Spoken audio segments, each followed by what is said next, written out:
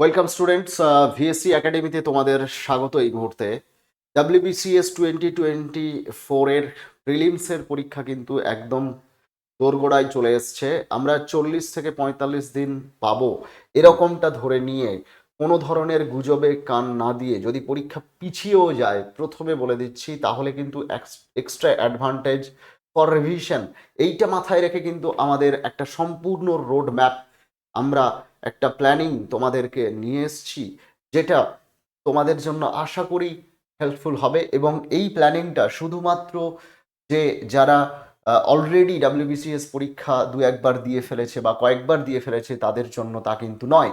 বিগিনারদের জন্য স্যার আমরা একটা রোড একদম। প্ল্যান নিয়ে এসেছি। আমরা স্টেপ বাই স্টেপ আমরা দুজনে আলোচনা করব, পার্থ স্যার রয়েছেন এবং আমি দুজনে মিলে আলোচনা করব। আমরা একটা চিন্তা ভাবনা করলাম যে স্টুডেন্টরা এই মুহূর্তে খানিকটা দিশেহারা। তার কারণ হচ্ছে যারা অলরেডি প্রিপারেশনে ছিল, যারা অলরেডি দু একবার ডাব্লিউবিসিএস পরীক্ষা দিয়ে দিয়েছে, তাদেরও কিন্তু একটা গ্যাপ হয়ে গেছে। কারণ যেহেতু মাঝখানে ডাব্লিউবিসিএস দীর্ঘদিন পরীক্ষা পরীক্ষা হয়নি। হয়নি, তো সে কারণে একটা সমস্যা স্যার, যে একটা গ্যাপ তৈরি হয়ে গেছে, স্বাভাবিকভাবে। পড়াশোনার প্রতি গ্যাপ। আবার রিস্টার্ট কিভাবে করবে সেটা নিয়ে স্টুডেন্টরা বিভ্রান্ত এবং কনফিডেন্স পাচ্ছে না। সামনে গ্রুপ সি, গ্রুপ ডি, ফলে কোন পরীক্ষাকে টার্গেট করবে সেটা নিয়ে একটু কনফিউশন রয়েছে। আবার এসএসসির ক্যালেন্ডার বেরিয়ে গেছে, রেলের পরীক্ষা দেবে নাকি এসএসসির পরীক্ষা দেবে সেটা নিয়েও একটু কনফিউশন রয়েছে। তো এর মাঝখানে যারা অনলি ডাব্লিউবিসিএস কে পাখির চোখ করছো, তাদের কিন্তু একটা অ্যাডভান্টেজ রয়েছে। যদি কারুর একদম অনলি টার্গেট ডাব্লিউবিসিএস কে কেন্দ্র করে হয়, তাহলে এই ভিডিওটা কিন্তু তাদের জন্য। যারা অনলি ডাব্লিউবিসিএস কে টার্গেট করছো না, এই ভিডিওটা তারা ডেফিনেটলি স্কিপ করে যেতে পারো। তো আজকে আমরা এক এক করে একটা 45 ডেজ একদম প্ল্যানিং আমরা যদি দেখি, তাহলে আমরা দেখব যে ফার্স্ট হচ্ছে আমরা রেখেছি, দেখো স্ক্রিনে, যে WBCS 2024 you can do it, strategy for beginners and repeaters. তো স্যার, হুম। বিগিনার্সদের স্ট্র্যাটেজিটা কি হতে হ্যাঁ, পারে? এটা অবশ্যই যারা বিগিনার রয়েছে তাদের জন্য একটা বড় অ্যাডভান্টেজ এই কারণে যে এবারের পরীক্ষা কিন্তু একই বছরে আমরা দুটো পরীক্ষা পাচ্ছি। সেটা 24-25 পরীক্ষা কিন্তু হচ্ছে 26, যাই হোক আমরা দুটো পরীক্ষা কিন্তু স্যার এবছরই দিতে পারছি। তার মানে একদম। একটা প্রিপারেশনে যখন তারা করতে পারছে, এই প্রিপারেশনটাতে ফার্স্ট টাইম সে এক্সপিরিয়েন্সও পাবে, এই সেকেন্ড টাইমে সে কিন্তু গেইন করতে পারবে। আর যারা রিপিটার দিচ্ছে তারা তো অবশ্যই এবারের এক্সামটাও পাচ্ছে এবং তারপরের পরীক্ষাটাও দিতে পারছে। তাই দুটো পরীক্ষা, দুটো ইয়ারের এক্সাম একটা বছরে দেওয়ার এই অ্যাডভান্টেজটা কিন্তু সব বছর আসে না, দীর্ঘদিনের গ্যাপের ফলে আসছে। সুতরাং আগে থেকে যারা প্রিপেয়ার্ড হয়েছিল তারা যেমনি করে ফার্স্টের যে এক্সামটা আছে সেটাকেও টার্গেট করবে, সেকেন্ডটাকেও টার্গেট করবে। আর যারা বিগিনার রয়েছে এবারেই ফার্স্ট টাইম এক্সাম দিচ্ছে, তাদের জন্য কিন্তু একটা বড় সুযোগ থাকছে, তারা এবছরই দুটো পরীক্ষা দিতে পারবে। অর্থাৎ ফার্স্ট টাইমটা তার যদি ভালো নাও হয়ে থাকে, তাহলে আশা করবো তার সেকেন্ড টাইমের জন্য তাকে ভালো করে প্রিপেয়ার হতে হবে, অথবা সে একটা এক্সপিরিয়েন্স পেয়েই যাচ্ছে। তাই এটা করার জন্য কিভাবে পড়াশুনো করা দরকার, কিভাবে তার স্ট্র্যাটেজি তৈরি করতে হবে, সেটা হয়তো প্রত্যেক স্টুডেন্ট তার নিজেদের মতো করে একটা স্ট্র্যাটেজি তৈরি করে নেয়, বানিয়ে নেয়। কিন্তু অনেক ছেলেমেয়েই রয়েছে যারা দিশেহারা হয়ে পড়ে, যারা কোনোভাবেই ঠিক করতে পারছে না যে ঠিক কোন এক্সামটা তার জন্য সুইটেবল হবে এবং এখনো পর্যন্ত সেই ডিসিশনটা নিতে পারেনি। সেক্ষেত্রে আমার মনে হয় তাদের কিছুটা সহযোগিতার জন্যই এই রোডম্যাপটা তাদের জন্য ভীষণভাবেই হেল্পফুল হবে। একদমই স্যার। আমরা তাহলে প্রথমেই একটু ডিসকাস করে নেওয়া ভালো, যারা বিগিনার্স তারা কিভাবে মানে শুরু করবে অ্যাকচুয়ালি, একদম সাবজেক্ট ধরে ধরে যদি একটু ক্লিয়ার করা যায় তাহলে যেহেতু স্যার ভালো। প্রিলিমসের একদম। 8টা পেপার রয়েছে, 8টা একদম। পেপারের জিকে রয়েছে, ম্যাথস রয়েছে, ইংলিশ রয়েছে, হিস্ট্রি, জিওগ্রাফি, পলিটি, ইকোনমিক্স এগুলো রয়েছে। তো অনেকেই রয়েছে যাদের হয়তো এই স্ট্রিমের সবকটা সাবজেক্ট তার গ্র্যাজুয়েশনে ছিল না, না থাকাটাই স্বাভাবিক। যে সায়েন্স স্ট্রিম নিয়ে পড়েছে, যে ম্যাথস নিয়ে পড়েছে, সে বাকিগুলো পড়েনি, যে হিস্ট্রি নিয়ে পড়েছে সে বাকিগুলো পড়েনি। এবার যাদের পাস পেপারে ছিল হয়তো কোনো কোনো সাবজেক্টে রেলিভেন্ট ছিল, কিন্তু ডব্লিউবিসিএস এর এই পরীক্ষার জন্য যেহেতু এটা অ্যাডমিনিস্ট্রেটিভ লেভেলের এক্সাম, তাই সব ধরনের সাবজেক্টেই কিন্তু নিজেকে দক্ষতা তৈরি করতে হয়। তাই পড়াশুনো করতে হবে, একদম রুটিন মেপে তৈরি করে পড়াশুনো করতে হবে এবং হার্ডওয়ার্কের থেকেও স্মার্ট ওয়ার্কটা বেশি দরকার। সেইটা কি না, প্রিভিয়াস ইয়ারের যে কোয়েশ্চেন্সগুলো হয়েছে সেই প্রিভিয়াস ইয়ারের কোয়েশ্চেন অবশ্যই ফলো করা দরকার। অর্থাৎ কী ধরনের কোয়েশ্চেন্স প্যাটার্ন আসছে সেটা তার বোঝা দরকার। কারণ অনেকেই হয়তো আমরা স্কুল কলেজে যে ধরনের পড়াশুনো করেছি সেই প্যাটার্নটার সঙ্গে বেশি পরিচিত। মূলত যারা যারা বিগিনার্স রয়েছে তাদের জন্য এটা অবশ্যই দরকার। যারা রিপিটার রয়েছে তারা তো অবশ্যই জানে যে প্রিভিয়াস ইয়ারের কোয়েশ্চেন যদি আমরা না দেখি, না ফলো করি, তাহলে সেই প্রিপারেশনটাও কিন্তু ভালো হবে না, এটা তো ঠিকই। তাহলে এই প্রিপারেশনটার জন্য মূলত যেটা দরকার হচ্ছে যে প্রথমে সিলেবাসটা ভালো করে দেখে নেওয়া, আর প্রত্যেক বছরই যখনই এই নোটিফিকেশন আসে তার সঙ্গে কিন্তু পুরো সিলেবাসটা দেওয়া থাকে। আর একটা কথা তোমাদের এই ক্ষেত্রে বলে দেওয়া দরকার যে ডাব্লিউবিসিএস এর হয়তো আরও একটা বা দুটো বছর এই ধরনের অবজেক্টিভ লেভেলের প্রশ্ন হচ্ছে বা হবে, কিন্তু তার পরবর্তীকালে হয়তো এখনো পর্যন্ত ডেসক্রিপটিভ হয়ে যাওয়ার সম্ভাবনা রয়েছে। তাই যে দুটো বছর আমরা সময় পাচ্ছি সেই সময়টাতে তোমরা একটু কাজে লাগাও। তা না হলে কিন্তু যখনই কোয়েশ্চেন প্যাটার্ন চেঞ্জ হচ্ছে, এক্সাম প্যাটার্ন চেঞ্জ হয়ে যাচ্ছে, সেক্ষেত্রে পড়াশোনাটাকে কিন্তু চেঞ্জ করতে হয়। তাই এখনও সময় রয়েছে। এবছর যেহেতু দুটো আমরা এক্সাম দেওয়ার সুযোগ পাচ্ছি, প্রথমেই যে কাজটা করতে হবে সাবজেক্ট ওরিয়েন্টেশন এবং সিলেবাস, অর্থাৎ এটা নেট থেকে ডাউনলোড করা যায়, নোটিফিকেশন বেরিয়ে গেছে, সুতরাং সেখান থেকে আমরা সিলেবাসটা দেখে নিতে পারি কোন কোন সাবজেক্ট রয়েছে, কত নম্বরের পরীক্ষা হয়, এগুলো ভালো করে দেখে নেব। এবং তারপরে যে কাজটা করতে হবে সেটা হচ্ছে প্রিভিয়াস ইয়ার কোয়েশ্চেন ফলো করা। দেখো 2014-এর পর থেকে কোয়েশ্চেন প্যাটার্ন চেঞ্জ হয়েছে, তারপর থেকে তুমি দেখতে পারো 2014 থেকে 2023 পর্যন্ত প্রিভিয়াস ইয়ারের কোয়েশ্চেন, যেটা চ্যাপ্টার ওয়াইজ দেখো, প্রত্যেকটা সিলেবাস অনুযায়ী, অর্থাৎ যেগুলো সাবজেক্ট রয়েছে সাবজেক্ট ওরিয়েন্টেড পেপারগুলো ভালো করে দেখো। কোয়েশ্চেন প্যাটার্ন কিন্তু তোমাকে আগে বুঝতে হবে যে কী ধরনের কোয়েশ্চেন্স আসে, তাহলে তোমার পড়াশোনাটা কিন্তু ওই মতো করেই করতে হবে, ওই মতো করেই হবে। তা না হলে কিন্তু তুমি খুঁজে পাবে না, দিশাহারা হয়ে যাবে। অনেকটা বড় সিলেবাস, এটাকে কিন্তু আমরা যদি একটু একটু করে প্রত্যেক দিন আপডেট করি তাহলেই আমরা নির্দিষ্ট লক্ষ্যে পৌঁছাবো। এটা সেটা সময়ের মধ্যেই করা যায়। আর সেই কারণেই আমরা কিন্তু তোমাদের জন্য বেঞ্চমার্কের সিরিজ দিয়ে এনেছি, যেটা কিন্তু তোমাদের জন্য ভীষণভাবে হেল্পফুল হবে। তোমরা যা পড়ছো সেটার একটা বড় প্র্যাকটিস সেশন কিন্তু আমরা রেখেছি বেঞ্চমার্ক সিরিজে। প্রত্যেকটা সাবজেক্ট ওয়াইজ সেখানে আমাদের এক্সপার্ট টিচাররা থাকছেন এবং স্যার নিজেও রয়েছেন। আমরা সবসময় তোমাদের পাশে রয়েছি, সঙ্গে রয়েছি। যেখানে যা কিছু সমস্যা রয়েছে সেটা তোমরা কমেন্ট সেকশানে তোমরা জানাতে পারো। যে ধরনের ক্লাস তোমাদের দরকার রয়েছে সেটাও তোমরা কমেন্ট সেকশানে জানাতে পারো। এই ক্লাসগুলো তোমাদের জন্য সম্পূর্ণভাবে ফ্রিতেই রয়েছে। এছাড়াও আরও বেশ কিছু সুবিধা রয়েছে, স্যার অবশ্যই সেটা বলবেন। তো প্রথম যে কাজটা করতে হবে যে সিলেবাসটা আমরা দেখব এবং প্রিভিয়াস ইয়ার কোয়েশ্চেন প্যাটার্ন যেটা রয়েছে সেটাকে ফলো করতে হবে। তারপরে পড়াশোনা শুরু করতে হবে এবং পড়তে পড়তে তোমার বেশ কিছু সমস্যার সম্মুখীন হবে এবং ডাউট আসবেই। আমি সারাদিন রাত পড়ছি, সব যা পড়ছি সবটা মুখস্থ হচ্ছে, সবটা বুঝে যাচ্ছি, এরকমটা জেনারেলি হয় না। আর যদি হয়ে থাকে তাহলে বুঝতে হবে যে পড়াশোনা কোথাও না কোথাও গাফিলতি হচ্ছে। পড়াশোনা করলে ডাউট আসবেই, যত ডাউট আসবে তার মানে বুঝতে হবে পড়াশোনাটা ঠিকঠাকভাবেই এগোচ্ছে, ঠিক দিকেই এগোচ্ছে।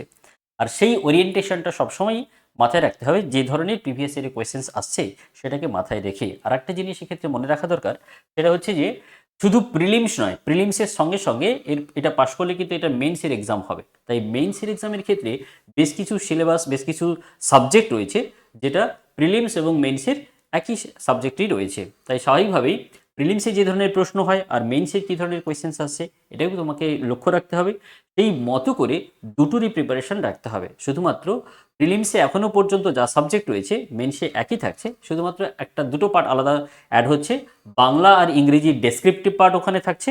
মেইনসের ক্ষেত্রে ইংরেজির অবজেক্টিভ কিন্তু নেই, পুরোটাই ডেসক্রিপটিভ রয়েছে। 200 মার্কসের বাংলা আর 200 মার্কসের ইংলিশ, 400 মার্কস থাকবে ডেসক্রিপটিভের ক্ষেত্রে। এছাড়া যারা এ বা বি জোনে যারা অ্যাপ্লাই করছো, তোমাদের যে এই পেপার থাকবে কম্পালসারি ছাড়াও অপশনাল যে পেপার থাকবে সেই পেপারটা ডেসক্রিপটিভ পেপার থাকবে। এটা ছাড়াও কিন্তু আর অন্যান্য যা রয়েছে সবটাই কিন্তু এমসিকিউ প্যাটার্নের হবে।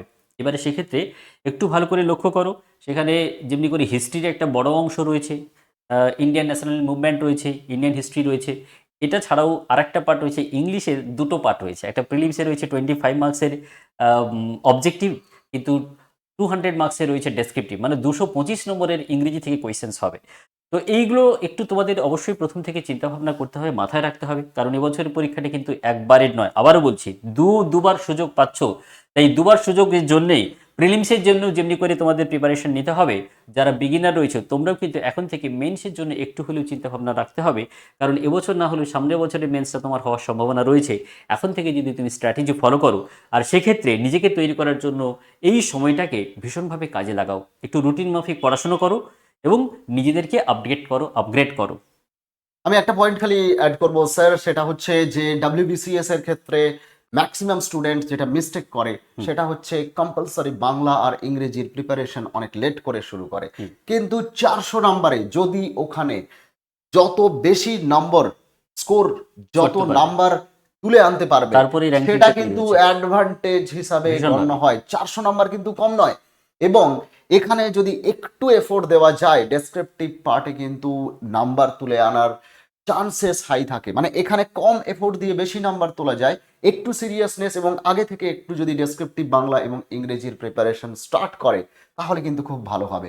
আমি 2018-তে আমাদের একজন স্টুডেন্ট ডিএসপিতে পোস্টেড হয়েছিল, WBCS এর গ্রুপ বিতে 4th র্যাঙ্ক করেছিল, আহ, অবশ্যই পুলিশ সার্ভিসেসে গেছিল। হুম। ও কিন্তু একদম বিহারের ছেলে ছিল, আমার কাছে ও আলাদা করে বাংলাটা পড়ছিল। এবং এখন আমি নাম ওর এখানে বলতেই পারি, রাকেশ কুমার চৌধুরী। এখন ওর মানে প্রমোশন হয়ে অনেকটা বড় জায়গাতে চলে গেছে। কিন্তু প্রথম দিন তাদেরকে আমি বলেছিলাম তুমি কিন্তু ডেসক্রিপটিভ বাংলা এবং ইংরেজিটাকে হালকাভাবে নিও না। এবং যেহেতু বাংলা ল্যাঙ্গুয়েজ তার স্কুলে সেকেন্ড ল্যাঙ্গুয়েজ হিসাবে ও ছিল না এবং বাংলাটা নতুন করে শিখতে হচ্ছিল, তাতে ও কিন্তু এফোর্ট দিচ্ছিল, সেটাও কিন্তু ওর অ্যাডভান্টেজ হয়ে গেল। এবং ও কিন্তু মানে স্যার একটু বলে দেওয়া 4th ভালো র্যাঙ্ক যে করছিল। হিন্দি মিডিয়ামের স্টুডেন্ট হয়েই বাংলা ক্র্যাক করেছে, সে বলার বিষয়টা আসলে এটাই। একদম একদম গ্রুপ বিতে 4th র্যাঙ্ক করেছিল হুম, হুম, 18-তে। হুম। তো রাকেশ যখন পেরেছে, এবং রাকেশ ছাড়াও আমরা পরবর্তীকালে দেখেছি যে অনেক ক্যান্ডিডেট রয়েছে যারা কিন্তু এই কম্পালসারি বাংলা এবং ইংরেজি, হুম। কম্পালসারি বাংলা এবং ইংরেজি, মানে ইংরেজি এবং বাংলা এই দুটো পেপারকে অনেকেই হালকাভাবে নেয় যে ঠিক আছে প্রিলিমসটা prelims পাস করলে qualify, তারপরে শুরু হবে। তারপরে শুরু করব, এটা একটা কিন্তু মিস্টেক শুরু হয়ে করে যায়। পরেই দেখা গেছে, স্যার আরেকটা বিষয় আমি লক্ষ্য করেছি, আপনি নিশ্চয়ই লক্ষ্য করেছেন যে অনেক ছেলেমেয়ে রয়েছে যারা বাংলা মিডিয়ামের স্টুডেন্ট, বাঙালি স্টুডেন্ট, হুম। তারা অনেকেই কি ভাবে যে আমি যখন বাঙালি আমি তো বাংলা লিখতেই পারবো, কিন্তু বাংলায় চিন্তা ভাবনা করা, লেখা, এই দুটোর মধ্যে অনেকটাই তফাৎ রয়েছে। আমরা ঠিক। যেটা ভাবি সেটাই লিখলেই কিন্তু হয় না, লেখার একটা মান রয়েছে, লেখার একটা পদ্ধতি রয়েছে। তাই বাঙালি ছেলেমেয়েরা বাংলায় ভালো লিখতে পারবো, এটার অভ্যাস না থাকলে কিন্তু করতে পারবে না। তাই এটা অবশ্যই প্রিভিয়াসের যে কোয়েশ্চেন প্যাটার্ন রয়েছে, প্রিভিয়াসের যে কোয়েশ্চেন আসে সেই মতো করে, সেই সিলেবাসগুলো যেমন ট্রান্সলেশন রয়েছে, প্রেসি রয়েছে, রিপোর্ট রয়েছে, লেটার রাইটিং রয়েছে, এইগুলো লেখার অভ্যাস না করলে কিন্তু খুব ভালো মানের লেখা হয় না। এবং স্যার আরেকটা জিনিস যেটা আমরা পিএসসি ক্লার্কশিপের ক্ষেত্রেও দেখলাম যে পিএসসি ক্লার্কশিপের প্রিলিমসের পরে হুম। যারা মেন্সের প্রিপারেশন স্টার্ট করেছিল হুম, তারা হুম, কিন্তু অনেকেই অনেক প্রবলেম ফেস বেশ করেছে। করেছে ঠিকই। এবার যারা খুব হাই ইন্টেলেকচুয়াল, যাদের লেখার রাইটিং দক্ষতা স্কিল তৈরি রয়েছে, অলরেডি ছিল, আগে থেকেই রয়েছে, তাদের ক্ষেত্রে ব্যাপারটা ঠিক আছে মানে হয়তো। ওভারকাম করে ফেলতে পেরেছে। বাট যারা কিন্তু যাদের রাইটিং স্কিল একটু উইক ছিল তারা কিন্তু প্রবলেম ফেস করেছে। মূলত এবং যারা মাধ্যমিক এইচএস এর পরেই একেবারেই লেখা ছেড়ে দিয়েছে, একেবারে লেখা ছেড়ে দিয়েছে তারপরে তাদের ক্ষেত্রে। গ্র্যাজুয়েশনে 3 বছর, মাস্টার ডিগ্রি দিয়ে 2 বছর, বা তারপরেও অনেকে হয়তো 2-3 বছর কেটে গেছে। তাই দীর্ঘদিন লেখার অভ্যাস যদি না থাকে তাহলে কিন্তু হঠাৎ করে তুমি প্রিলিমস পাস করেই লিখতে পারবে এই কনফিডেন্সটা তোমার মধ্যে তৈরি হবে না, যদি না আগে থেকে তোমার সেই এবিলিটিটা তৈরি থাকে। তাই পুরোটাই একটা প্ল্যানিং নিতে হবে, অবজেক্টিভ যেগুলো পড়তে হবে, প্রিভিয়াস ইয়ার কোয়েশ্চেন সলভ করতে হবে, আর প্রচুর মক টেস্ট দিতে হবে। স্যার এই বিষয়টা কিন্তু খুবই একেবারেই। গুরুত্বপূর্ণ। এবং এই 45 দিনের মাইন্ডসেট যদি আমরা প্রথম যখন জীবনের সব থেকে বড় পরীক্ষা দিয়েছিলাম সেটা হচ্ছে মাধ্যমিক পরীক্ষা, হুম। সেই মাধ্যমিক পরীক্ষার মতো করে যদি আমরা রুটিন মানে তৈরি করে নিই যে আমি 2 ঘন্টা পলিটি পড়বো, 2 ঘন্টা হিস্ট্রি পড়বো, 2 ঘন্টা জিওগ্রাফি পড়বো, 2 ঘন্টা ম্যাথ পড়বো, 2 ঘন্টা রিজনিং প্র্যাকটিস করব, এইভাবে আমরা যদি পুরো ডেতে একটা পুরো রুটিন করে নিই এবং মোটামুটি করে আমাদের মাথায় মাইন্ডসেট করে নিতেই হবে যে আমাকে কিন্তু 10 থেকে 12 ঘন্টা পড়তে হবে এবং ফাউন্ডেশন আমার পার্ট ক্লিয়ার করার জন্য 10 থেকে 12 ঘন্টা পড়তে হবে এবং রিভিশনের জন্য রাখতে হবে 1 ঘন্টা এবং মক টেস্টের জন্য আমাকে রাখতে হবে কিন্তু 2 ঘন্টা। এই প্ল্যানিংয়ে যদি আমাদের চলা হয় তাহলে কিন্তু আমরা এই 45 দিনেই কিন্তু অনেক কিছু করতে পারবো। তো মাইন্ডসেট সিরিয়াস স্টুডেন্টদের জন্য ডেফিনেটলি একটা বড় চাকরি পাওয়ার জন্য এটাই হওয়া উচিত যে একদম আমাদের জীবনের প্রথম পরীক্ষা দেওয়ার সময় আমরা যেরকম সিরিয়াস হয়ে গেছিলাম এবং আমাদেরও কিন্তু অনেকগুলো সাবজেক্ট তখন পড়তে হয়েছিল, বোর্ডের পরীক্ষা, একটা টেনশন কাজ করতো এবং টেস্ট পরীক্ষার পরে আমাদের যে ফাইনাল পরীক্ষা পর্যন্ত, টেস্ট পরীক্ষার পরে ফাইনাল পরীক্ষার ওই হুম, যে হুম। গ্যাপটাতে যে ধরনের প্রিপারেশন আমাদের চলতো, যে ধরনের আমরা দিন রাত এক করে পড়াশোনা করতাম, একটা ঘরের মধ্যে নিজেকে একেবারে পুরো বন্দি করে আবদ্ধ রেখে করে দিতাম একদমই। এবং কখন সকাল হচ্ছে এবং তারপরে পড়তে পড়তে দিন কাভার হয়ে যাচ্ছে, রাতে ঘুমানোর টাইম চলে আসছে, আমাদের হুঁশই থাকছে না, একেবারে বলা যেতে পারে পড়ার মধ্যেই মগ্ন হয়ে যাচ্ছি এবং সেটাকেই এনজয় করছি, একটা টাইম একটা সেকেন্ডও ওয়েস্ট করতে মন চাইছে না। এই রকম একটা মাইন্ডসেট এবং ফিলিংসের মধ্যে ঢুকে যেতে হবে, তবে কিন্তু কোয়ালিফাই করা যাবে এবং এখানে কিন্তু এই 45 দিন কিন্তু ভীষণ মারাত্মক ইম্প্যাক্ট ভাইটাল একটা ফেলবে, সময় অবশ্যই। একদম ইম্প্যাক্ট ফেলবে এবং এখানে কিন্তু একটা গেম চেঞ্জিং ফ্যাক্টর হয়ে যাবে। হুম। 45 দিনেই সম্ভব। এবারে হচ্ছে যে বিগিনার ফ্রেন্ডলি, এটা তো আমরা বলেই করলাম। ফেললাম এই যেটা যারা স্ট্র্যাটেজি যে স্মার্ট যারা করছে, যারা রিপিটার ব্যাচে যারা রয়েছে, তারা সেক্ষেত্রে কি হয়, অনেক সময় তারা যে এক্সামটা দিয়েছে কখনো প্রিলিমসে অথবা কখনো হয়তো মেন্সের পরীক্ষাতে থেকে তারা বঞ্চিত হচ্ছে। অর্থাৎ হয়তো প্রিলিমসে তার পাশ হলো, মেন্সটাতে হলো না, স্বাভাবিকভাবেই তার মন খারাপ হচ্ছে, মাইন্ড ভেঙে পড়েছে। কিন্তু এই মন ভেঙে বসে থাকলে কি আমি পরে পরীক্ষায় পাশ করতে পারবো? কখনোই না। তাহলে নিজেকে আবার উঠে দাঁড়াতে হবে, নিজেকে লড়াইটা জিততে হবে। আমি এতদিন ধরে যে সময় দিলাম, যে এফোর্টটা দিলাম, সেটা কি ইউজলেস হবে? সেটা কি পুরোটাই ব্যর্থ হবে? একেবারেই না। সেই এফোর্টটাকে কাজে লাগাতে হবে। কিভাবে? যে ভুল ত্রুটিগুলো কোথায় হয়েছে সেটাকে আমাকে খুঁজে বের করতে হবে। কেন আমার হলো না? কোন কোন সাবজেক্টে আমার ত্রুটি থেকে গেছে?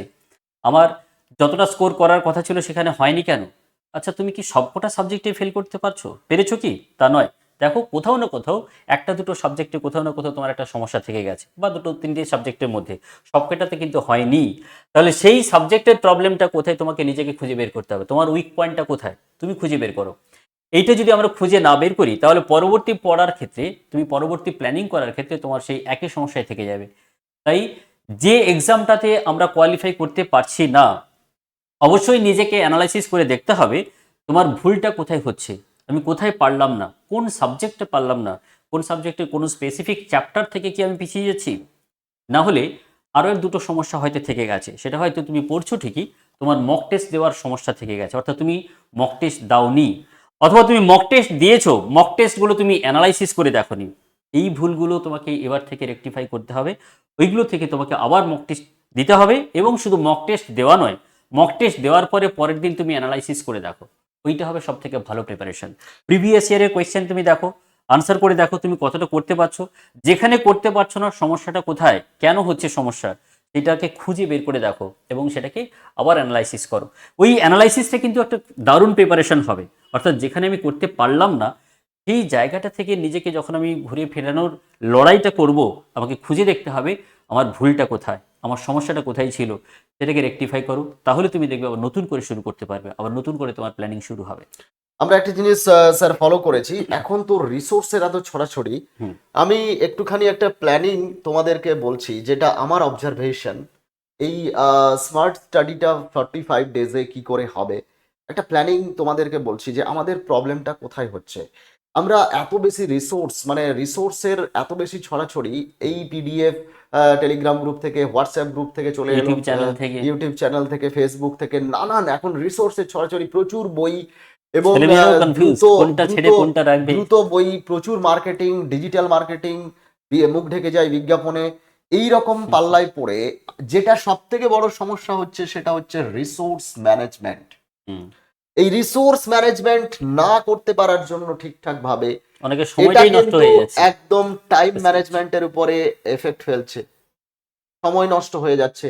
অনেকের কাছে কি হচ্ছে, প্রচুর পিডিএফ জমে যাচ্ছে এবং মক টেস্ট দেওয়ার জন্য প্রচুর অ্যাপ, প্রচুর ইনস্টিটিউশনে মক টেস্টে এনরোল করছে, মক দিচ্ছে, কিন্তু আসল যে তার ফান্ডামেন্টাল যে জায়গাটা, যেটা foundation part subject wise revision, যেটা সে যে টেক্সট বইগুলো পড়ছিল সেখানে সে দাগ দিয়ে পড়ছিল, বইয়ের সাইডে লিখে লিখে তার ফুটনোট নিচ্ছিল, সেই রিভিশনগুলো কিন্তু করা হচ্ছে না। মানে একটা বই 10 বার পড়া বেটার, কিন্তু আমরা যে ভুলটা করছি 10টা বই 10 বার পড়ছি, এটা বহু স্টুডেন্টের প্রবলেম। এখানে এই রিসোর্স ম্যানেজমেন্ট না করতে পারার জন্য টাইম ম্যানেজমেন্টে প্রবলেম হচ্ছে এবং তার এফেক্ট কিন্তু পড়ে যাচ্ছে মাইন্ড ম্যানেজমেন্টের উপরে। এবং আমি কি করে শেষ করতে পারবো, আমার জন্য তাহলে ডাব্লিউবিসিএস পরীক্ষা নয়, তাহলে মনের উপর একটা নেগেটিভ ইম্প্যাক্ট পড়ছে এবং এই নেগেটিভ ইম্প্যাক্ট পড়ার ফলে কিন্তু এই পরীক্ষার প্রতি একটা হতাশা তৈরি হয়ে যাচ্ছে এবং হাল ছেড়ে দেওয়ার মানসিকতা তৈরি হচ্ছে। তাই আমার মনে হয় লেসন প্ল্যানগুলোকে একটু ছোট ছোট করে ভেঙে ছোট ছোট টার্গেট নিজেদেরকে দিয়ে, এবং যে বইগুলো অলরেডি তোমরা স্কুল লেভেলে পড়েছো যদি সেই বইগুলো থাকে সেই বইগুলো পড়ো, নাহলে যে বইগুলো তোমাদের কাছে, যে নোটসগুলো তোমাদের কাছে এক্সিস্টিং রয়েছে সেগুলো পড়ো, তারপরে মক টেস্ট দাও। নতুন কোনো রিসোর্সের দিকে এই 45 ডেজের মধ্যে যাওয়াটা কিন্তু উচিত হবে না। এবং এই যে একটা ফোমো আজকে স্টুডেন্টদের মধ্যে কাজ করে, যে বোধহয় আমি কিছু একটা মিস করে ফেললাম, হুম। হ্যাঁ এই টেলিগ্রাম চ্যানেলে যোগ হতে পারিনি মানে আমি কিছু একটা মিস করে যাচ্ছি, এই ইউটিউব চ্যানেলের ক্লাসগুলো দেখতে পাচ্ছি না মানে আমি কিছু একটা মিস করে যাচ্ছি, এই ফেসবুক পেজে যোগ হলাম না মানে আমি কিছু একটা মিস করে গেছি, আমি এই অ্যাপটা ডাউনলোড করলাম না, এখানে পরীক্ষা দিইনি মানে আমি কিছু একটা মিস করে গেছি। এই যে ফোমো আজকের দিনে একটা বিশাল বড় প্রবলেম হচ্ছে এই ফোমো, এই ফিয়ার অফ মিসিং আউট। এই জায়গাটার থেকে কিন্তু বেরোতে হবে, এবং এই জায়গাটাই ফোমোটা ক্রিয়েট কিন্তু হচ্ছে এই পুরো তোমাদের এই রিসোর্স ম্যানেজমেন্টটা কিন্তু ভালো করে করতে হবে, এবং এটা কিন্তু একটা ভীষণ প্রবলেম তৈরি হচ্ছে। এটা কিন্তু এই মিস্টেক্সগুলো কিন্তু হচ্ছে, এর ফলে কিন্তু এগুলো কিন্তু একটু অনুসন্ধান করে দেখতে হবে যে যারা অলরেডি প্রিলিমস কোয়ালিফাই করতে পারছে না, তাদের মেধা আছে, তারা প্রচুর পরিশ্রম করেছে, প্রচুর পড়েছে, টাইম দিয়েছে, এফোর্ট দিয়েছে, কেন হচ্ছে না তার কারণ কিন্তু আমাদের ব্যক্তিগতভাবে মনে হয়েছে এই স্মার্ট স্ট্র্যাটেজি, যেটা স্মার্ট স্ট্র্যাটেজি কি করে হবে, টাইম ম্যানেজমেন্ট, রিসোর্স ম্যানেজমেন্ট এবং মাইন্ড ম্যানেজমেন্টের ফলে এই জায়গাটা যদি গ্যাপ থেকে যায়, এই জায়গাতে যদি কোনো প্রবলেম হয়, তাহলে কিন্তু স্মার্ট স্ট্র্যাটেজি তৈরি হবে না। তো নেক্সট হচ্ছে আমরা স্যার যেটা বললাম যে beginner friendly plan, beginner friendly plan zero level থেকে, যারা একদম গ্রাউন্ড লেভেল থেকে শুরু করছো, যারা একদম এবারে প্রথম বসবে, যারা তাদের জন্য আমরা বলবো, রিকোয়েস্ট করব, সেটা হচ্ছে তোমার স্কুলের যে বইগুলো ছিল একদম তুমি 9-10 এবং পলিটি, হিস্ট্রি এগুলোর ক্ষেত্রে, জিওগ্রাফির ক্ষেত্রে 11-12, মোটামুটি 9 থেকে 12 12 পর্যন্ত। এই বইগুলো টেক্সট। এবার হ্যাঁ অনেকে বলবে এনসিইআরটি বুকস, ডেফিনেটলি যারা ইংলিশ মিডিয়ামে পড়েছে তাদের জন্য এনসিইআরটি বুক বেটার, কিন্তু কেউ বাংলা মিডিয়ামের ছাত্র বা ছাত্রী, তাদের ইংলিশ মিডিয়ামের এখন এনসিইআরটি বুকস পড়ার দরকার নেই, তাদের ল্যাঙ্গুয়েজ একটা ব্যারিয়ার হতে পারে, তাদের বোঝার ক্ষেত্রে ল্যাঙ্গুয়েজের সমস্যা আসতে পারে। গ্রামের যারা প্রত্যন্ত এরিয়ার ছেলে মেয়ে, তারা কিন্তু এই একটা ভয়ে এনসিইআরটি কি করে পড়বো, এনসিইআরটির বই কোথায় পাবো, এনসিইআরটি আমাকে কলেজ স্ট্রিটে গিয়ে সংগ্রহ করতে হবে, এই ধরনের একটা জাঁতা কলের মধ্যে পড়ে গিয়ে প্রিপারেশন স্টার্ট করতে পারে না।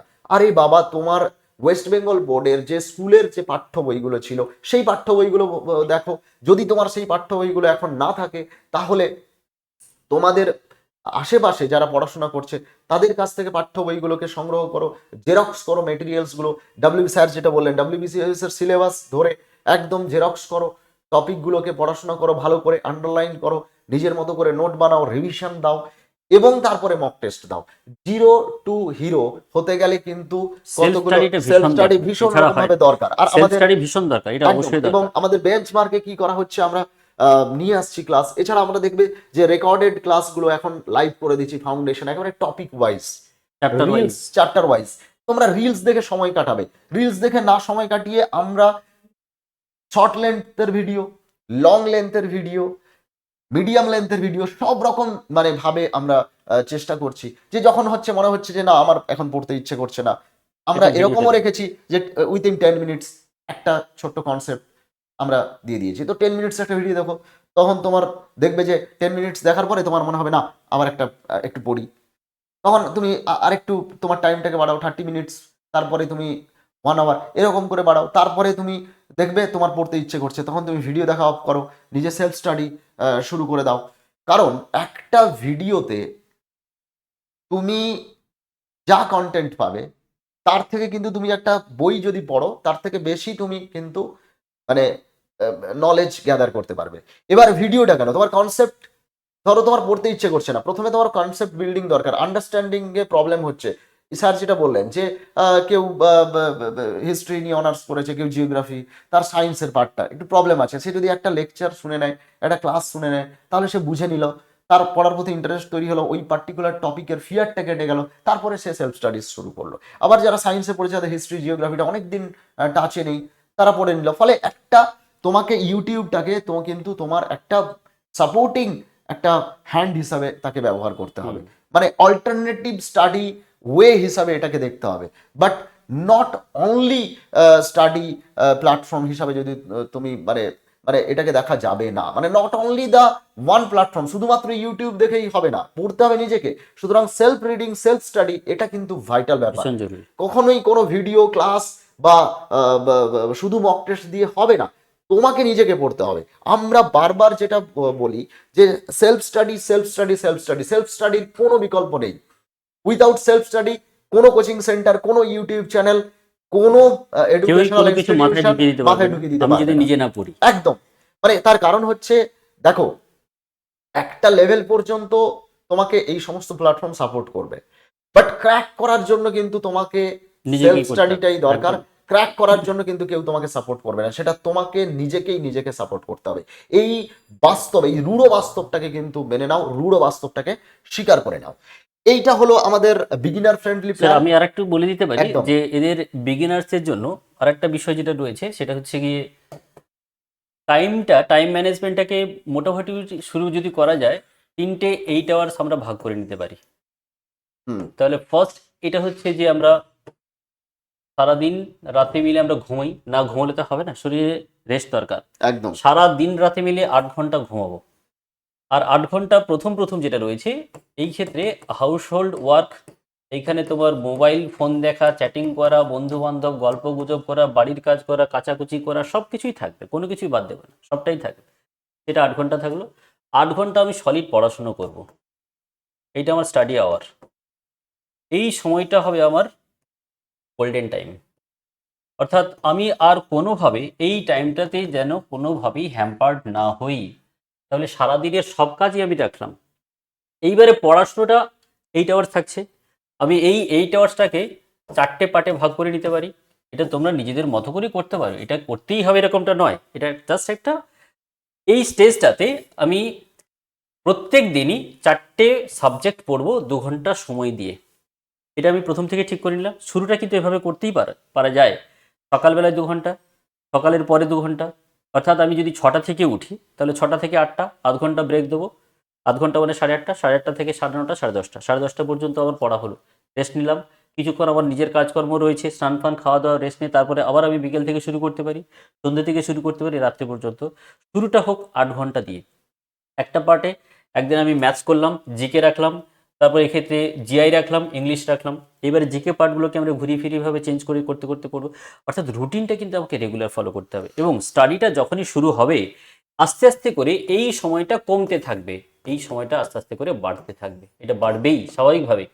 একদম, এই এই সময়টা কমাতে হবে। এটা মানে কমে স্যার যাবে। যেটা বললেন যে শুরুতে এই হয়তো যে 12 ঘন্টা শুরু করা যায় না, 8 ঘন্টা শুরুতেই 12 ঘন্টা করতে পারবে না, ধীরে আর ধীরে শুরু করা যাবে। 8 ঘন্টার টার্গেট রেখে পরে পরে আওয়ার্সকে বাড়াতে হবে, এবং এইটা না বাড়ালে কিন্তু এটা হবে না। বাড়বেই, এটা আস্তে আস্তে করে এটা বাড়বে। আস্তে কারণ আস্তে বেড়ে যাবে। শুধু তো পড়লে হয় না, পড়ার পরে এবার অ্যানালাইসিস রয়েছে, প্রিভিয়াস একদম ইয়ার কোয়েশ্চেন্স রয়েছে, একদম একদম। মক টেস্ট রয়েছে, মক টেস্ট অ্যানালাইসিস রয়েছে। তুমি যত বেশি ইনভলভড হবে এইগুলোর মধ্যে, তত তুমি কোয়েশ্চেন প্যাটার্ন, তুমি কোয়েশ্চেন্স দেখতে পাবে কী ধরনের কোয়েশ্চেন্স হচ্ছে, কী ধরনের কোয়েশ্চেন্স হবে। এবং আজকে তোমাদের দেখালাম, আজকের ক্লাসেও আমি তোমাদের দেখালাম প্রিভিয়াস ইয়ারের কোয়েশ্চেন্স, বেশ কিছু কোয়েশ্চেন্স রয়েছে ইংলিশের যেটা রিপিট হচ্ছে। অনেকের ভয়, স্যার এত ভোকাবুলারি রয়েছে, সিনোনিম অ্যান্টোনিম রয়েছে, ওয়ান ওয়ার্ড রয়েছে, ইডিয়ামস রয়েছে, কটা মুখস্থ করবো, আমাকে অনেকেই জিজ্ঞাসা করে কতগুলো মুখস্থ করবো। তার মানে সে পরিষ্কারভাবে বুঝে নিতে হবে যে প্রিভিয়াস ইয়ার কোয়েশ্চেন প্যাটার্ন সে দেখেইনি, লক্ষ্য করেনি। আজকে তোমাদের দেখালাম, একটুখানি দেখো যে প্রিভিয়াস ইয়ারের বেশ কিছু কোয়েশ্চেন কখনো কখনো 2টো ইয়ার, কখনো কখনো 3টে ইয়ার পর্যন্ত এসেছে। ওয়ান ওয়ার্ড সাবস্টিটিউশন 3টে ইয়ারে রিপিট হয়েছে, ইডিয়ামস 3টে ইয়ার রিপিট হয়েছে, প্রিপোজিশন, স্যার এত প্রিপোজিশন কি করে হয়েছে, আজকে তোমাদের দেখালাম কতগুলো প্রিপোজিশন রয়েছে যেগুলো বারবার রিপিট হয়েছে। তাহলে রিপিট হওয়া মানে আমি ওই জিনিসগুলোকেই বারবার করে পড়ে নেবো, আরেকবার রেডি রাখবো, তৈরি করে রাখবো। তো যেগুলো রিপিট হচ্ছে সেটাকেও যেমনি করে জানতে হবে, তার সঙ্গে নতুন একটু একটু করে বাড়াবো, এই তো স্ট্র্যাটেজি। সুতরাং ভয় পেলে কিন্তু হবে না। তুমি ভয় পাচ্ছ, আরেকজন কেউ হাত ঘষছে, বেশ এই বছরটা আমার সময় এসছে, এই বছরটা আমাকে জিতে নিতে হবে। সুতরাং যে পারছে না, লড়াইটা কিন্তু তার সঙ্গে নয়, তোমার লড়াইটা শুরু হবে যে লাস্টবারে 1-2 নম্বরের জন্য যার হলো না, সে প্রিলিমসে হোক বা অনার্সে হোক, এই মেন্সে হোক, প্রিলিমসে বা মেন্সে 1-2 নম্বরের জন্য হয়তো সে কোয়ালিফাই করতে পারলো না, ওই সময়টা সে কিন্তু আর ছাড়বে না। কম্পিটিশনটা যারা 0 থেকে শুরু করছো, তোমার কম্পিটিশন কিন্তু তার সঙ্গে। তাই নিজেকে তৈরি করতে হবে। আমি পারছি না, অনেকে রয়েছে যারা ফর্মটাই হয়তো ফিল আপ করতে পারবে না, তার সঙ্গে কি কম্পিটিশন, সেটা ভেবে লাভই নেই। তাই না? আর এবছর যেহেতু দুটো সুযোগ আসছে, তাই এই দুটো সুযোগ কিন্তু সববারে আসে না। এখন থেকে নিজেকে প্রস্তুত করো, প্ল্যান তৈরি করো, নিজের মতো করে পড়াশুনো করো, এগিয়ে চলো। তুমি যদি করতে না পারো, তাহলে তোমার এই বিফলতার জন্য তুমি হয়তো কাঁদবে, কিন্তু তোমার এই বিফলতার জন্য আরো কয়েকজন সুযোগ পাচ্ছে, তারা হাসবে, তোমাকে বলবে যে ভাই বন্ধু চলে আয়, তোকে পার্টি দেবো, আমার চাকরিটা হয়ে গেছে। আর পার্টিতে গিয়ে তোমার মনে হবে, ইস, আমি যদি আরেকটু এদের সঙ্গে পড়াশোনা করতাম, আর একটু এফোর্ট দিতাম, হয়তো এই পার্টিটা আমি দিতাম, বন্ধুর থেকে আমি এটা এক্সপেক্ট করতে পারতাম না। তুমি কখনোই ভাবতে পারবে না, তুমি হয়তো ওখানে বসে সে বিরিয়ানি খাওয়াচ্ছে, বিভিন্ন ড্রিঙ্কস খাওয়াচ্ছে, তোমার গলা থেকে নামবে না। এই একটা মুহূর্ত তুমি তখন রিয়ালাইজ করবে, ইস, আর একটু সময় যদি আমিও দিতাম। এই আফসোস যাতে না করতে হয়, তাই এখন থেকে নিজেকে তৈরি করো, প্রস্তুতিটা এখন থেকেই নাও।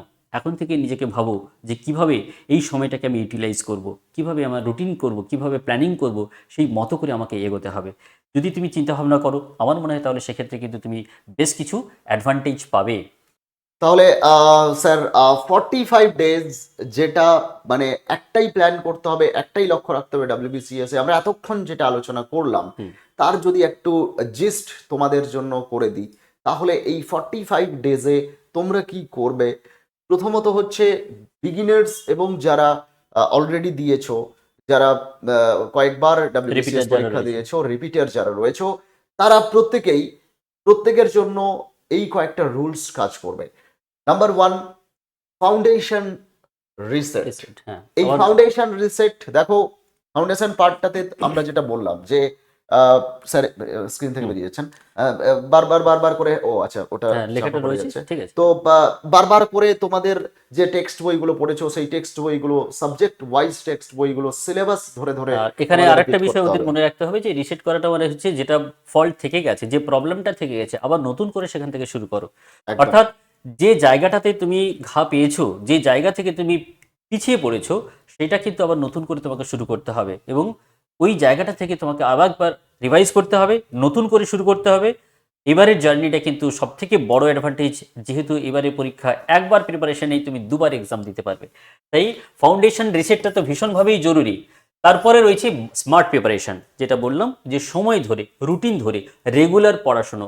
সেটা প্রথমে অবশ্যই টেক্সট বই ধরে পড়তে হবে, তারপরে এমসিকিউ প্যাটার্ন প্র্যাকটিস করতে হবে, মক টেস্ট প্র্যাকটিস করতে হবে। প্রিপারেশনটা কিন্তু থামানো চলবে না। তাই তুমি যখন নতুন যে বইটা সাবজেক্টে পড়াশোনা শুরু করছো, সেটার সঙ্গে সঙ্গে যেমনি করে তার চ্যাপ্টার ওয়াইজ মক টেস্ট দিতে হবে, আবার ওভারঅল 200 মার্কসেরও কিন্তু তোমাকে মক টেস্টটা দিতে হবে, প্র্যাকটিস করতে হবে সময়ের মধ্যে। এইটাও তোমাকে মাথায় রাখতে হবে, কারণ যেহেতু সময় খুব বেশি নেই, তাই এখন যতটা পড়বে সেই ভিত্তিতে তোমাকে মক টেস্টেরও কিন্তু ব্যবস্থা করতে হবে। তাই মক টেস্টটা, আরেকটা বিষয়, মক টেস্ট অনেকেই যারা বাড়িতে দেয়, তারা 2 ঘন্টার পরীক্ষা 2.5 ঘন্টা বা 3 ঘন্টা হয়তো নিয়ে নিচ্ছে। এরকম করলে কিন্তু হবে না। তুমি দিনের একটা নির্দিষ্ট সময় বেছে নাও, যে সময়টাতে তুমি খুব বেশি ডিস্টার্বড হবে না, যেখানে তুমি সব থেকে বেশি নিজের মতো করে তুমি পরীক্ষাটা দিতে পারবে। রাতে হোক, দিনে হোক, দুপুরে হোক, ভোরবেলা হোক, যখনই হোক, সারাদিনের একটা নির্দিষ্ট সময় বেছে নাও, যে সময়টাতে তুমি পরীক্ষা দেবে, সেই পরীক্ষার সময় সিরিয়াসলি এক্সামটা দাও। তাহলে দেখবে ওই পরীক্ষাটা দেওয়ার পরে তুমি পরীক্ষার কপিটাকে বন্ধ করে রাখো, অ্যানালাইসিসটা কিন্তু তখন না করে ওইটা পরের দিন অ্যানালাইসিস করে দেখো। কারণ তুমি যে আনসারটা দিয়েছো, তোমার মধ্যে কিন্তু ওই আনসারগুলো তখনও কিছু সময় পর্যন্ত সেটাই ঘুরে ফিরে করবে। তাই তুমি যদি তখনই আনসারটা কপি চেক করো, তুমি কিন্তু বুঝতে পারবে না যে কোথায় ভুল রয়েছে বা ভুল হচ্ছে কোথায়। সেটা অ্যানালাইসিস করার জন্য পরের দিন করলে সব থেকে বেটার হবে। তুমি যখনই ফ্রেশ মাইন্ডে ওটা কপিটা দেখবে, তুমি নিজেই বুঝতে পারবে যে তার বেশিরভাগ উত্তর যেগুলো ভুল করে ফেলেছো, সেই বেশিরভাগ উত্তর হয়তো তুমি জানতে, শুধুমাত্র একটা কোনো কারণের জন্য তুমি ওই উত্তরটা ভুল করে ফেলেছো। তাই যেগুলো ভুল আনসার হচ্ছে, সেটার অ্যানালাইসিস অবশ্যই কপিতে লিখে রাখতে হবে যে এটা আমার ভুল হলো।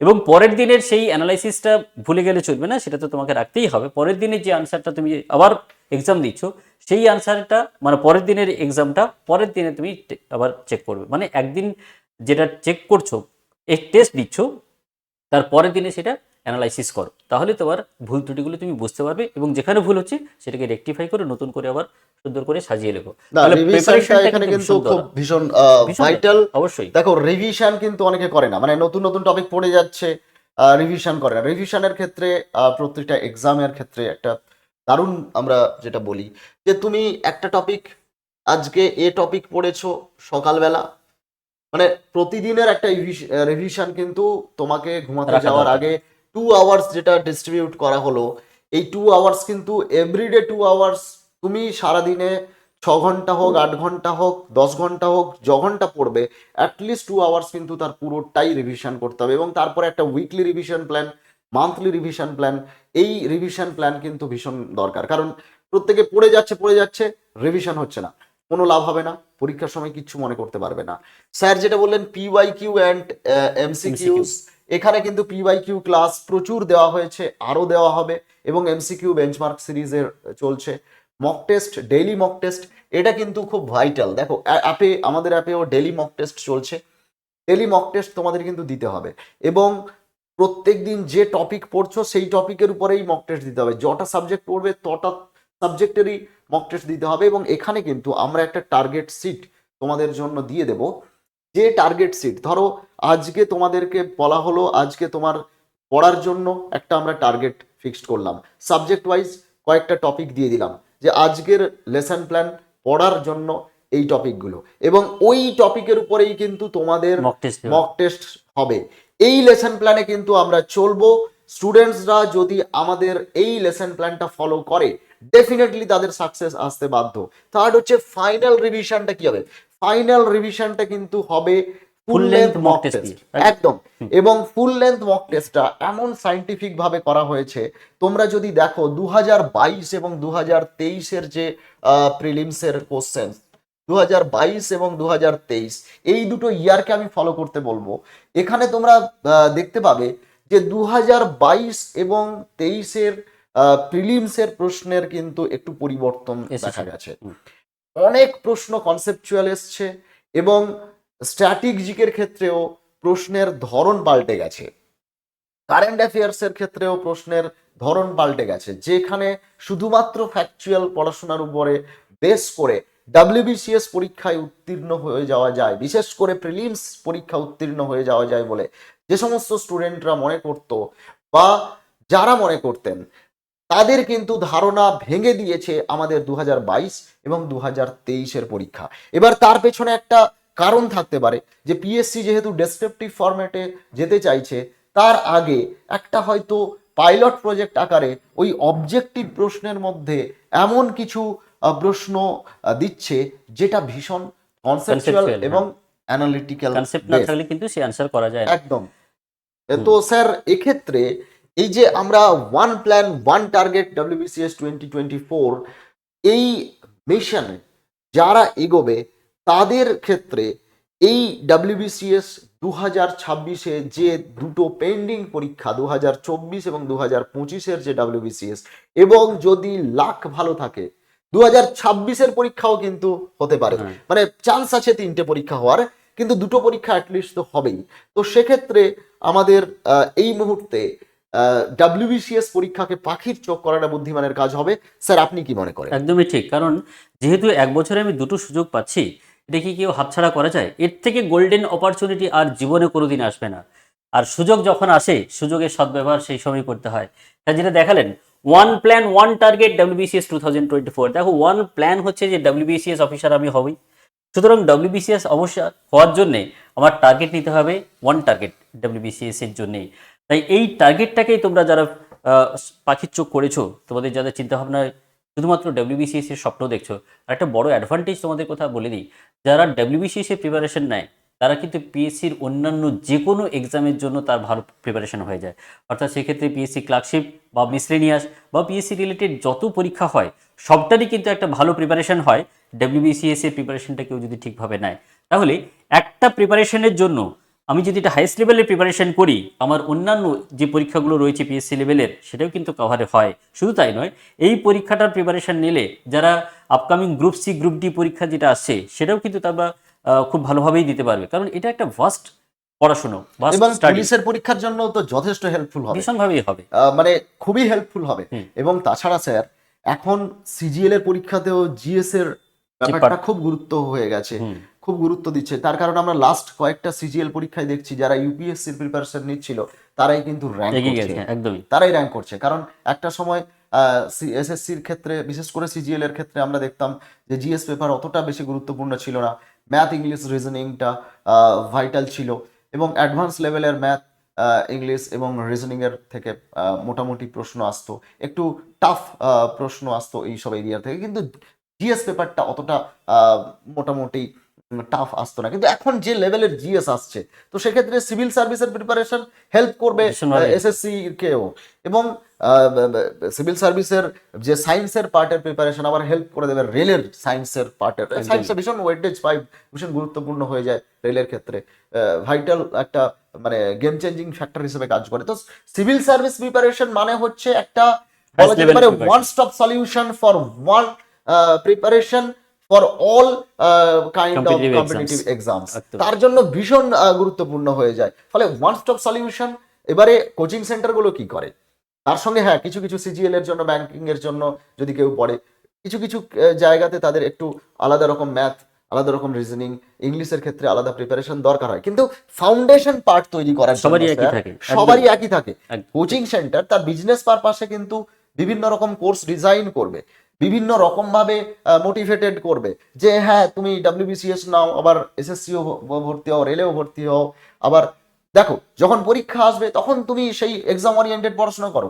কিন্তু এই যে ফাউন্ডেশন পার্ট, সেটা আগে কনফার্ম সেটা করতে হবে, কিন্তু নিজেকে আগে রেডি কনফার্ম করতে করতে হবে। হবে। সেইটা কনফার্ম করতে গেলে তো মানে সিভিল সার্ভিস প্রিপারেশনের কোনো বিকল্পই হয় না। এবার তুমি কম্পালসারি পেপারগুলোর প্রিপারেশন নাও, অপশনালটা তুমি পরে পরে নিলে। হবে, হ্যাঁ একদমই। যদি তুমি মনে করো যে আমার এখন শুরু করব, আর তোমার অপশনালটা যদি মনে হয় যে টাফ হয়ে যাবে, এক্সট্রা বার্ডেন হয়ে যাবে, তুমি রেখে দাও, অপশনালটাকে সাইডে রাখো। সিডির জন্য হোক না এখন, হ্যাঁ এবি একদম আমি ছেড়েই দিলাম না হলে। একদম এবি ছেড়ে দেওয়া হলো, এবং এর ফলে এই যে পিএসসির ধরুন আবার ক্লার্কশিপের পরীক্ষা হওয়ার একটা সম্ভাবনা তৈরি হয়েছে, মিসলেনিয়াসের পরীক্ষা হওয়ার সম্ভাবনা তৈরি হয়েছে, ফুড এসআই এর সম্ভাবনা তৈরি হয়েছে, পুলিশের পরীক্ষা হবে, ওয়েস্ট চলছে বেঙ্গলের বোধহয়। অনেকগুলো পরীক্ষা আছে। তার পাশাপাশি সেন্ট্রাল গভর্নমেন্টের কিন্তু প্রচুর পরীক্ষা রয়েছে, যেগুলোতে কিন্তু একটা অ্যাডভান্টেজ পাওয়া যাবে। আর যারা স্যার একেবারে বিগিনার্স, যারা ধরুন সিএইচএসএল বা এমটিএস দেবে, তাদের জন্য কিন্তু এটা ভীষণ রকমভাবে হেল্পফুল হয়ে যাবে।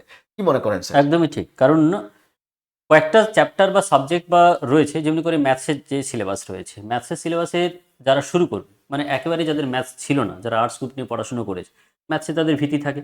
তো সুতরাং তাকে কিন্তু ম্যাথস করতেই হবে, সেটা ডাব্লিউবিসিএস পরীক্ষায় দিক, সিজিএলের পরীক্ষায় দিক বা রেলের পরীক্ষায় দিক। হয়তো লেভেলটা আলাদা হবে, কিন্তু বেসিক যে পার্টটা রয়েছে, কনসেপ্ট যে পার্টটা রয়েছে, কনসেপচুয়াল পার্টটা কিন্তু তোমাকে প্রথমে ক্লিয়ার করতে হবে। তুমি যদি প্রথমেই গাফিলতি করো, প্রথমেই যদি তোমার ফাউন্ডেশনেই যদি প্রবলেম হয়, তাহলে তুমি ওপরের পরীক্ষাতে কোথাও কোথাও তুমি তোমার ভালো রেজাল্ট করতে পারবে না। এবং সেক্ষেত্রে শুধু এমসিকিউ করলে হবে না, এমসিকিউটা তারপরে আসবে। আগে ফাউন্ডেশনটা ক্লিয়ার হোক, কনসেপ্টটা ক্লিয়ার হোক, তারপরে তুমি প্র্যাকটিস করো, মক টেস্ট দাও।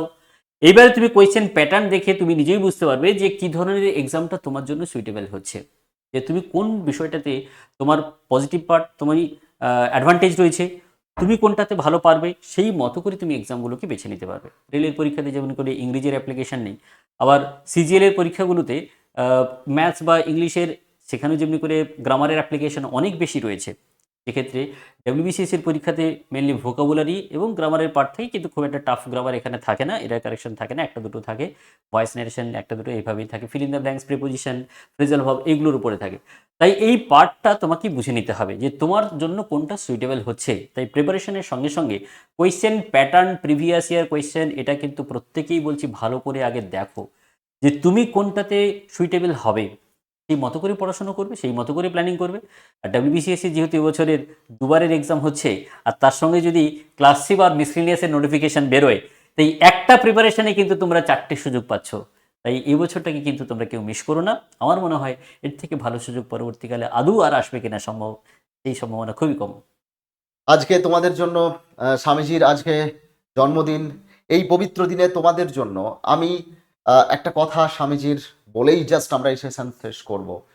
স্বামীজি বলেছিলেন, যদি আবার আমাকে নতুন করে পড়াশোনা করতে হয়, তাহলে আমি প্রথমে যে কাজটা করব সেই কাজটা হলো আমার মনরূপ যে যন্ত্র আছে, সেই যন্ত্রটাকে কি করে নিয়ন্ত্রণ করতে হয় তার কৌশল আগে শিখে নেব।